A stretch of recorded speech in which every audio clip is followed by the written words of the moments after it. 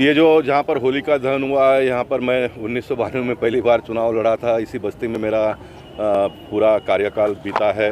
55 साल इस बस्ती के स्लम में रहकर मैंने अपने जीवन को गुजारे हैं और मुझे बड़ी खुशी है कि इतने लंबे समय तक मैं इस बस्ती के लोगों को लेकर साथ में चल रहा हूँ। जैसे मेरी लोकप्रियता बढ़ती गई, पद बढ़ते गया, प्रतिष्ठा बढ़ती गई, लेकिन जूनी परंपरा को हमने कभी छोड़ा नहीं।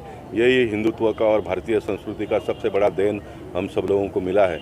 मैं मानता हूं कि होली जूनी रीत रिवाज परंपरा से हम सब लोगों ने मनाना चाहिए। नई पीढ़ी को हमने कुछ नई सीख देनी चाहिए। कुछ लोग अनाप शनाप प्रकार के कलर लगाकर लोगों को हैरान परेशान भी करते हैं।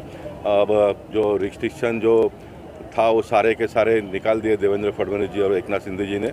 जो पहले हम देखते थे कि बड़े पैमाने पे फुगे वगैरह मारे जाते थे और उससे बड़ा तनाव भी कभी कभी पैदा होता था।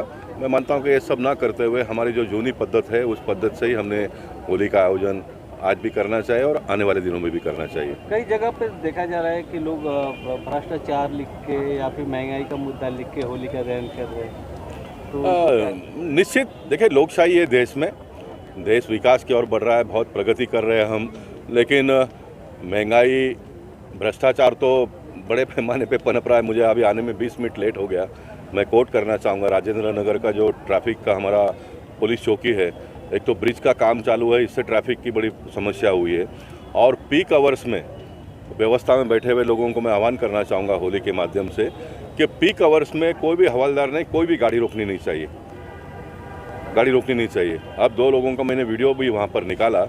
इतना ट्रैफिक जाम है और उसके बीच में भी गाड़ी रोककर लोगों के पास से लाइसेंस वगैरह पूछकर हैरान परेशान करते हैं, होली की व्यवस्था कर रहे हैं। अब बहुत सारा समय है ना, आपको भ्रष्टाचार मुक्त भारत बनाने का संकल्पना जो देश के प्रधानमंत्री ने लिया है, उसको सभी लोगों ने साथ और सहयोग देना चाहिए। मैं भ्रष्टाचार करूं और फिर दुनिया में से भ्रष्टाचार खत्म हो जाए, ऐसा तो कभी होता नहीं ना। हमने अपने घर से प्रारंभ करना चाहिए। अब मुझे समझ में नहीं आता और सब लोग भी इस प्रकार से सहन करते हैं। वहीं मैं आया तो हमारा तमन नाम का कार्यकर्ता था, अब वहाँ पर उसका दुकान है। ट्रैफिक जाम होती है तो थोड़ा घर से दुकान से बाहर निकल कर आना चाहिए। जो 2-3 पुलिस, मैं 3 पुलिस लोगों को टच किया, तीनों कोई काम नहीं कर रहे, तो कैसे ट्रैफिक की समस्या हम दूर कर पाएंगे। इसलिए भगवान सबको अच्छी बुद्धि दे ताकि देश के लिए अपना जो भी योगदान है, जिसका आपको तनख्वाह मिलता है, कुछ लोग तो बगैर तनख्वाह लिए बहुत सारा करते हैं, लेकिन जिनको तनख्वाह मिलता है वो तो ईमानदारी से काम करे। अब ये पुलिस कमिश्नर ट्रैफिक के जो भी होंगे उनको पता नहीं चलता है। एक सिंगल लाइन का 1 पेज का सर्कुलर निकालना चाहिए उसने।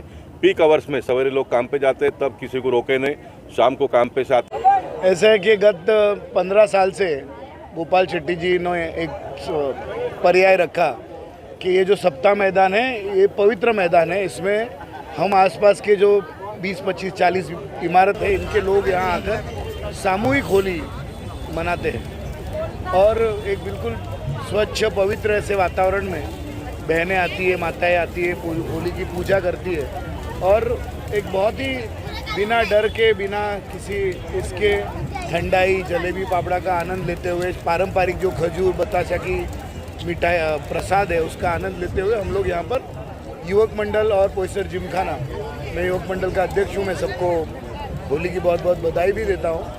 और गोपाल भाई की ये संकल्पना कि हम सामूहिक होली बनाएं, छोटे छोटे जगह पर लकड़ा जलाने से ये होली बहुत ही ज़्यादा अच्छी होगी। दूसरा विषय ऐसा है कि गोपाल भाई को इस साल राष्ट्र का सर्वश्रेष्ठ ऐसा सांसद रत्न पुरस्कार मिला है, तो ये आजू बाजू के परिसर के लोग हैं वो भी यहाँ पर आए और वो गोपाल भाई को यहाँ पर बधाई दे रहे हैं, उनको अपनी तरफ से ताकत दे रहे कि भाई आप इस विषय को आपने इतना अच्छा, आप हमारा सौभाग्य है कि आप सांसद रत्न बने, आप इसी तरह अच्छा काम करते रहो, इसी तेज़ी से करते रहो।